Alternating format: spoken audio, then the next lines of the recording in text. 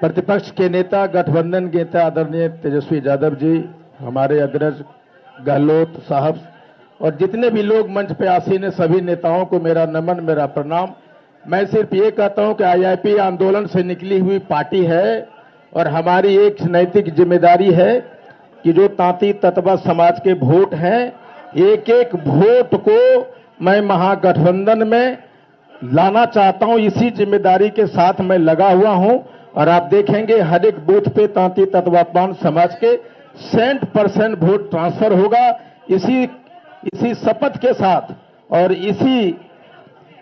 इसी मनसा के साथ मैं महागठबंधन में जुड़ा हूं और आदरणीय तेजस्वी यादव जी को धन्यवाद देना चाहता हूं कि आपने तांती तत्वा को पान समाज को सम्मान दिया है, करनी को वहां बिठाया है और मुझे बिठाया है और तांती तत्वा पान समाज आपके इस काम के लिए एहसानमंद रहेगा जिंदगी भर। बहुत बहुत धन्यवाद।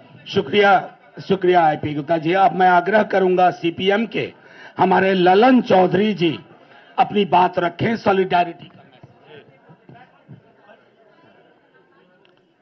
सभापति जी, तेजस्वी जी, तमाम गठबंधन के साथ। तो ये तस्वीरें देखिए, इस वक्त आपको दिखा रहे हैं एक एक करके जो महागठबंधन के साथी हैं उनको बोलने का मौका दिया जा रहा है, लेकिन तस्वीरों में जो सीक्वेंसिंग है उसे देखकर आप समझिए कि महागठबंधन में किसकी जगह कहां पर है।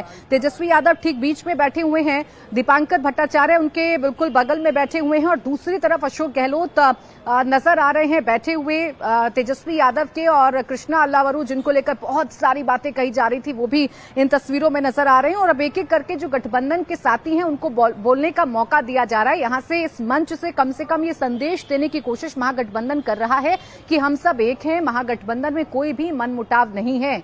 हालांकि जो पोस्टर लगाए गए, हालांकि जो मंच सजाया गया, जो नारा दिया गया, तेजस्वी यादव का बड़ा सा फोटो लगा दिया गया, इसको लेकर जरूर एक राग छिड़ गई, एक घमासान देखने को मिला। शुरुआत पप्पू यादव ने की, सवाल खड़े कर दिए कि सिर्फ तेजस्वी यादव का ही फोटो क्यों लगाया गया है, कांग्रेस के नेताओं का फोटो क्यों नहीं लगाया गया है। लेकिन इन सबके बीच ये प्रेस कॉन्फ्रेंस शुरू हो चुकी है और इस प्रेस कॉन्फ्रेंस में अब सबकी निगाहें तेजस्वी यादव पर होंगी। तेजस्वी यादव यहां से क्या संदेश देते हैं, तेजस्वी यादव क्या कहते हैं, सीटों का मसला कैसे सुलझाते हैं, क्या तेजस्वी यादव के नाम का ऐलान आज महागठबंधन की तरफ से किया जाएगा एज अ सीएम फेस।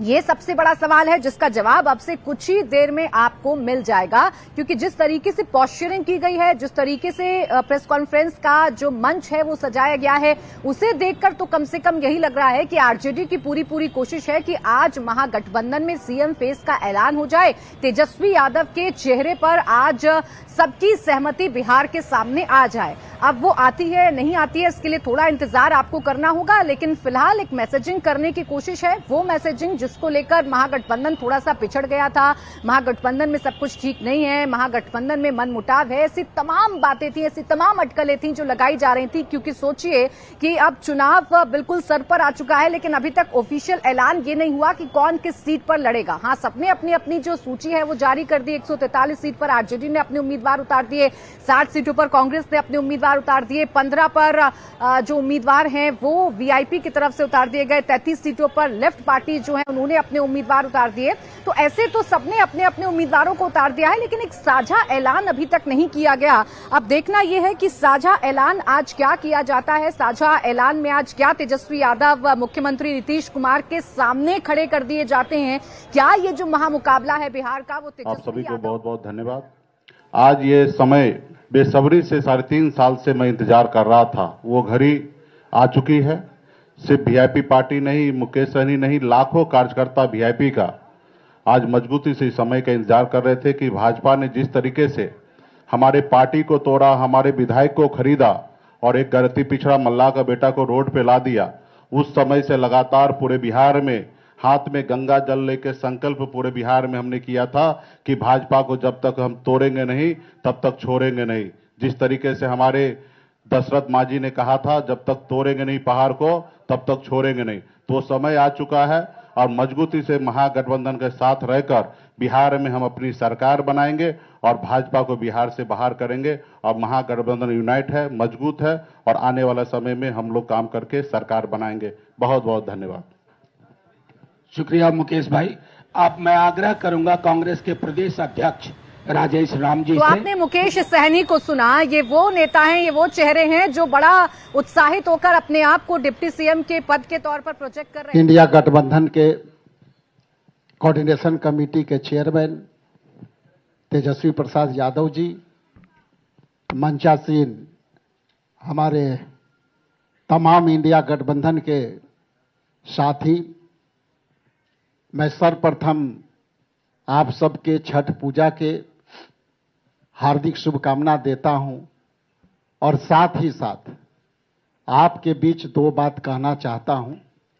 पहला तो ये कि आज के ये इंडिया गठबंधन की बैठक कई दिनों से चली, कई महीनों चली और कई सवाल आपके बीच आते थे। तो मैं इतना ही कहूंगा कि आज इंडिया गठबंधन एकजुट होकर तमाम यहां इलेक्ट्रॉनिक्स मीडिया के सामने उपस्थित है और मेरा मानना है कि जिस तरह ये इंडिया गठबंधन के मजबूती का नींव उसी दिन रखा गया था और वो धरातल पर उसी दिन आया जिस दिन सम्मानित न्याय योद्धा राहुल गांधी जी ने वोटर अधिकार यात्रा के तहत इंडिया गठबंधन के तमाम साथियों को लेकर लगभग 17 महीने गठबंधन को मजबूती के लिए और जनहित के मुद्दों को लेकर के, खास करके SIR के मुद्दे को लेकर के जो एकजुटता के फाउंडेशन रखा था,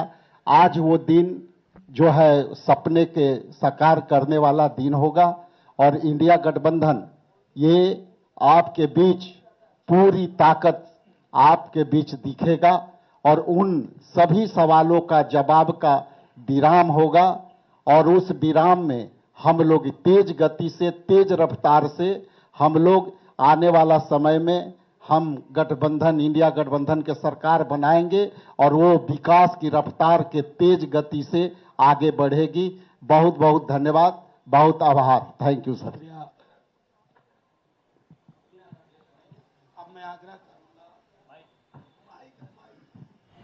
अब मैं आग्रह करूंगा CPI-ML के जनरल सेक्रेटरी कॉमरेड तो दीपांकर आपने सुना भट्टाचार्य। कांग्रेस के प्रदेश अध्यक्ष राजेश राम, जिनकी खुद की सीट फंसी हुई नजर आ रही थी। अब वो ये कह रहे हैं कि महागठबंधन एक साथ मिलकर चुनाव लड़ेगा और इस चुनाव में महागठबंधन। पत्रकार मित्रों को मेरा नमस्कार।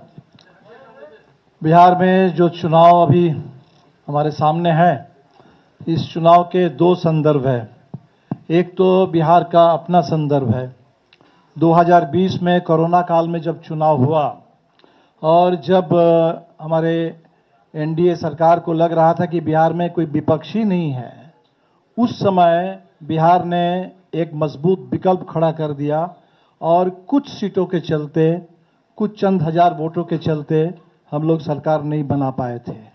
तब से बिहार इंतजार कर रहा है कि अगला चुनाव कब आएगा और इसीलिए ये जो चुनाव आया है, ये चुनाव उन तमाम नौजवानों के लिए जो रोज लाठी खाते हैं और लाठी खा करके जिन नौजवानों ने संकल्प लिया है कि जिनके यूथ पर जो लाठी चली है बूथ पर उसका मुकाबला कर लिया जाएगा। वो महिलाएं जिनको झांसा दिया गया रोजगार का, लेकिन महिला रोजगार योजना के नाम पर दरअसल उनके ऊपर महिला कर्जदार योजना थोप दी गई, उनको कर्ज में फंसाया जा रहा है। बिहार के वो सारे किसान जिनकी जमीन बिना मुआवजा अधिग्रहण कर लिया जा रहा है, बिहार के वो सारे गरीब जिनके पास आज भी ना मकान है, ना उनके बच्चों के लिए स्कूल है। ये जो बिहार का बदलाव की गहरी आकांक्षा है, इसको पूरा करने के लिए चुनाव है। पिछली बार 5 पार्टी का महागठबंधन था, इस बार पूरे देश में इंडिया गठबंधन है, 7 पार्टी का गठबंधन है। दूसरा संदर्भ बिहार का राष्ट्रीय संदर्भ है। पूरे देश में लोगों की आशंका है कि क्या बिहार में महाराष्ट्र दोहराया जाएगा या बिहार झारखंड की तरह बिल्कुल भारतीय जनता पार्टी के नफरती एजेंडा को, घुसपैठ के झूठ को ठुकराते हुए आगे बढ़ेगा। हम आश्वस्त करना चाहेंगे पूरे बिहार के महागठबंधन की ओर से, पूरे हिंदुस्तान में लोकतंत्र और संविधान के लिए, देश की एकता के लिए, गंगा जमुनी तहजीब के लिए, इस देश के संविधान की रक्षा के लिए जो भी चिंतित लोग हैं, उन तमाम हिंदुस्तान के नागरिकों को आश्वस्त करना चाहेंगे कि बिहार बिल्कुल तैयार है। और ये जो नारा बिहार से उठा है, बदलो सरकार बदलो बिहार, वोट चोर गद्दी छोर, बिहार इसको साकार करेगा और हमारे पूरे 7 पार्टी का ये जो महागठबंधन है पूरी एकता के साथ हम लोग इसको साकार करेंगे। इस बार इस बदलाव का जो एजेंडा है, ये एजेंडा पूरा होगा। आप सभी साथियों का और आपके माध्यम से पूरे बिहार वासियों का, आप सबों का नमस्कार, सबका बहुत बहुत शुक्रिया, बधाई। शुक्रिया कॉमरेड दीपांकर जी। तो आप देखिए, लेफ्ट पार्टी की तरफ से दीपांकर भट्टाचार्य ने भी अपनी बात रख दी है और वो भी इसी बात को दोहरा रहे हैं कि जो एजेंडा एनडीए का है उसे हम ध्वस्त कर देंगे, एक साथ मिलकर हम लोग चुनाव लड़ेंगे और हम ये बता देंगे कि बिहार में इस बार बदलाव होगा, बिहार में इस बार महागठबंधन की सरकार बनेगी। आज इंडिया महागठबंधन का यहाँ प्रेस वार्ता है। इस अवसर पे हम संदेश देना चाहते हैं कि दो शक्ति के बीच लड़ाई है। एक शक्ति जो है भाईचारा, अमन, चैन, शांति पर कुठाराघात कर रहा है और एक संप्रदाय को टारगेट भी कर रहा है। तो मुझको लगता है कि बिहार से देश में ये संदेश देने का काम होगा कि हम संविधान की हिफाजत करेंगे और हमारे पुरखों ने जो आधारशिला रखी है धर्मनिरपेक्षता की, उस धर्मनिरपेक्षता को यहाँ भारतीय जनता पार्टी और उसके गठबंधन को हराकर पूरे देश में यह संदेश दिया जाएगा कि हम एक हैं, एक रहेंगे और जो हमारा संविधान है उसको जो तोड़ने की साजिश, उसको जो है कमजोर करने की साजिश, धर्मनिरपेक्षता पर जो कुठार करने की साजिश भारतीय जनता पार्टी और एनडीए के द्वारा किया जा रहा है, उसका जवाब बिहार की जनता देगी। इतना ही कहना था। शुक्रिया सर, शुक्रिया बहुत बहुत। अब आपके समक्ष मैं भारतीय राष्ट्रीय कांग्रेस के अब अब्दुल बारी सिद्दीकी को आपने सुना, वो भी यही कह रहे हैं कि जो नफरती एजेंडा है एनडीए का, इस बार हमें ध्वस्त करना है, हमें महागठबंधन की सरकार बनानी है। कि वो आपके समक्ष अपना संदेश रखें।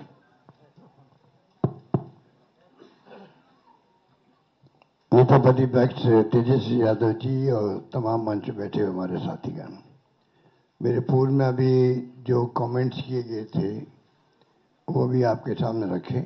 सबकी भावना आपको मालूम पड़ी। मुझे खुशी है कि मुझे भी आज आने का अवसर मिला आपके बीच में। और जो हालात है देश के और प्रदेश के, उससे चिंतित होना लाजमी आपका भी, जो हमारा चौथा स्तंभ कहलाता है। हालात बड़े गंभीर है देश के अंदर। एनडीए गवर्नमेंट जिस प्रकार चल रही है, डेमोक्रेसी को खतरा है। पूरी तरह देश दुर्विकर्ण में आ गया है। लोग चिंतित है। देश किस दिशा में जा रहा है कोई नहीं जानता है। किस दिशा में जाएगा किसी को नहीं मालूम है। उस रूप में हम चल रहे हैं। आलोचना कर दो, जेल में जाओ, चाहे वो पत्रकार हो, साहित्यकार हो या कोई एक्टिविस्ट हो। इन हालातों में देश चल रहा है, तो हम सबकी जिम्मेदारी बनती है ऐसे वक्त में देश क्या चाहता है उसका भी हम ख्याल रखें। पूरा मुल्क अभी बिहार की तरफ देख रहा है कि बिहार में चुनाव होंगे, किस करवट फैसला होगा। बिहार में आप मुझसे ज़्यादा जानते हैं क्योंकि यहाँ के रहने वाले भी हैं, एक्सपर्ट भी हैं, मीडिया के साथी भी हैं।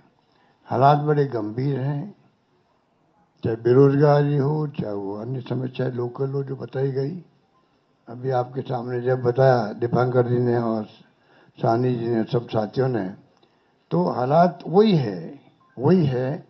किसान हो, मजदूर हो, आम आदमी हो, छात्र हो, युवा हो, चिंता लगी हुई है रोजगार की उसको। और जब हम लोग देखते हैं, पूछते हैं, तो लोग बदलाव चाहते हैं। खड़गे साहब ने, राहुल गांधी जी ने, सब ने भी असेसमेंट करवाया। सब लोग देखते हैं कि बिहार में किस रूप में जनता का एक मनोबल बना हुआ है, विश्वास बना हुआ है, इस बार बदलाव होगा।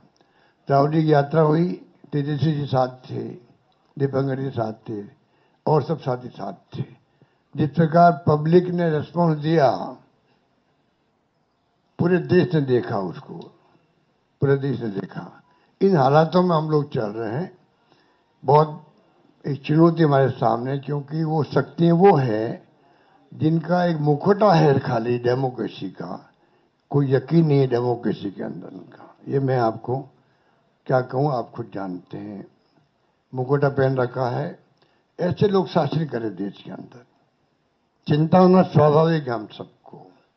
इसलिए मैं कहना चाहूँगा कि इस मौके पर जो है, इस मौके पर अभी दीपांकर जी कह रहे थे कि पिछला चुनाव भी जो है, अभी तो इंडिया गठबंधन बन गया प्रदेश भर के अंदर, अच्छी परफॉर्मेंस दी है पार्लियामेंट के अंदर, कोई कम बात नहीं थी। 240 पे लाके छोड़ दिया उन लोगों को, 400 पार के नारे लगा रहे थे वो लोग। सब कुछ देख लिया देश ने, और फाउल नहीं खेलते तो हो सकता है सरकार भी उनकी नहीं बनती। उन हालातों में जब देखते हैं तो पाते हैं कि अब लोग समझ गए हैं। पिछला गठबंधन आपका लोकल था, महागठबंधन, तेजस्वी जी ने उस वक्त में भी कमाल किया, और जिस रूप में मामूली वोटों के अंतर से सरकार उनकी बन गई, मामूली वोटों के अंतर से बन गई सरकार उनकी थी। जिस प्रकार से साम दाम दंड भेद, ये उनका भाव है, बदले की भावना उनके फितरत के अंदर है। ऐसे लोग बैठे हुए हैं, धन बल का कोई कमी नहीं है। आपका जो इलेक्ट्रल बॉन्ड, वो तो एक एग्जाम्पल है। सुप्रीम कोर्ट ने कहा अनकॉन्स्टिट्यूशनल है ये, इतने कैसे काम चलेगा। जो पैसा जमा है उनके पास में, जो खेल खेल रहे हैं देश के अंदर, चुनाव को प्रभावित कर रहे हैं, सरकारों को गिरा रहे हैं। मॉडल अलग अलग है उनका। मध्य प्रदेश मॉडल अलग, कर्नाटक मॉडल अलग था, महाराष्ट्र का अलग था, और राजस्थान का अलग था। राजस्थान उनकी दाल नहीं गली, इतना ही फर्क है। आप सबके आशीर्वाद से हमारी सरकार बच गई, और 5 साल हमने शासन किया। उन्होंने कमी नहीं रखी थी सरकार गिराने के लिए। उस माहौल में देश में जो हालात बन रहे हैं, ये भी मॉडल है चुनाव जीतने का भी। किस प्रकार फाउल खेलो, किस प्रकार गुमराह करो, लोगों को भ्रमित करो, झूठे वादे करो, झूठे आरोप लगाओ विपक्ष पर। यही राजस्थान में भी किया हमारे वक्त। मैं तो अपने अनुभव से कह सकता हूं, हमारी सरकार बन सकती थी इसे बात। तो उन हालातों में लोग, जो प्राइम मिनिस्टर हो, चाहे गृह मंत्री हो, या इनके खुद के लोग हों, जिस प्रकार ये राजनीति कर रहे हैं, जनबल के आधार पर कर रहे हैं, आप हम सोच नहीं सकते। जो अनुभव बताता मैं मध्य महाराष्ट्र का भी, कोई सोच नहीं सकता किस प्रकार ये धनबल का उपयोग करते हैं चुनाव जीतने के लिए। चुनाव आयोग की हालत आप जानते हो। ऐसा चुनाव आयोग, मैं 50 साल से राजनीति कर रहा हूं, और मैंने देखा है केंद्रीय मंत्री के रूप में भी, और मुख्यमंत्री 3 बार में रहा हूं। ऐसा माहौल इलेक्शन कमीशन में, इतनी बदतमीजी, इस प्रकार का व्यवहार विपक्ष के साथ में मैंने कभी नहीं देखा आज तक। उनके पत्र भी आएंगे खड़गे साहब के पास में, किसी के पास में, तो लैंग्वेज लिखी होगी, वो आप सोच सकते हो कि क्या स्थिति बनती है, क्या लिखते हैं। प्रेस कॉन्फ्रेंस करेंगे, क्या आरोप लगाते विपक्ष पे, ऐसा कभी आज तक नहीं हुआ। लोगों को विश्वास उठ रहा है इलेक्शन कमीशन से भी। चाइना में भी और रशिया में भी इलेक्शन कमीशन है, वहां पे भी। पर चुनाव वहां एक पार्टी जीतती है, तो क्या हम अपने मुल्क को उस दिशा में जाना चाहते हैं? वो चिंता हम सबको होनी चाहिए, आपको भी होनी चाहिए। इसलिए मैं ये कह सकता हूं, खड़गे साहब, राहुल गांधी जी, और तमाम जो साथी बैठे हमारे, इन सब की राय लेकर के हम लोगों ने तय किया है, इस चुनाव में अगले मुख्यमंत्री के चेहरे के रूप में तेजस्वी यादव जी को हम लोग सपोर्ट करते हैं। जो एक नौजवान है, लंबा फ्यूचर है इनके साथ में, और मेरा अनुभव से मैं कह सकता हूं, जिसका लंबा फ्यूचर होता है, पब्लिक उनको साथ देती है। ये नौजवान है, कमिटमेंट रखते हैं। पिछली बार भी जो उन्होंने स्लोगन दिए थे, नौकरी के दो या कोई दो, या जो वादे किए थे, उसमें खरे उतरे। ये ऐसा व्यक्तित्व आपके सामने नौजवान के रूप में आया है। सोच समझ के सबने फैसला किया है। ये नेता के रूप में उत्तरंग मैदान में राहुल गांधी जी ने मिलकर जो यात्रा करी थी, बड़ा इम्पैक्ट है।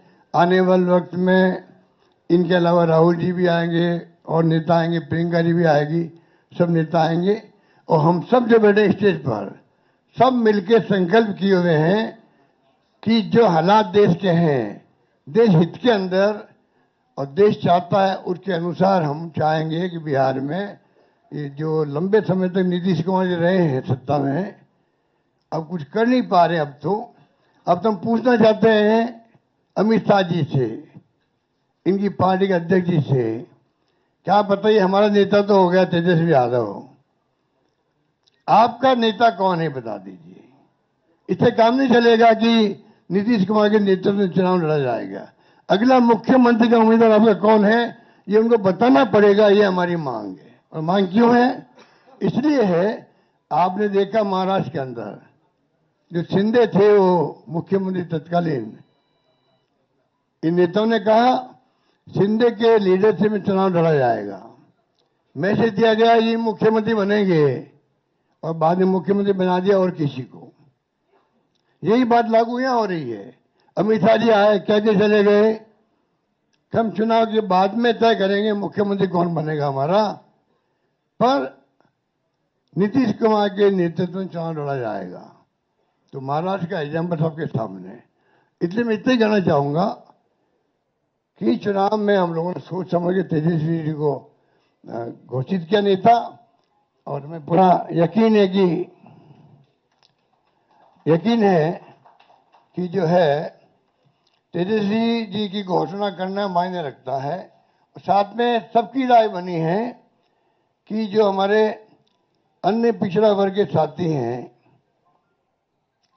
मुकेश सहनी जी, जिनको आप सब जानते हैं, मुकेश सहनी जी जो एक संघर्ष करते हुए यहां तक पहुंचे हैं, अपनी पार्टी बनाई है, अपनी अकल होशियारी से, अपनी मेहनत से बनाई है, गरीबों के मसीहा के रूप में, अपनी कौम के मसीहा के रूप में उभर के आए हैं। ऐसे नौजवान को हमने तय किया है वो उप मुख्यमंत्री होंगे। साथ में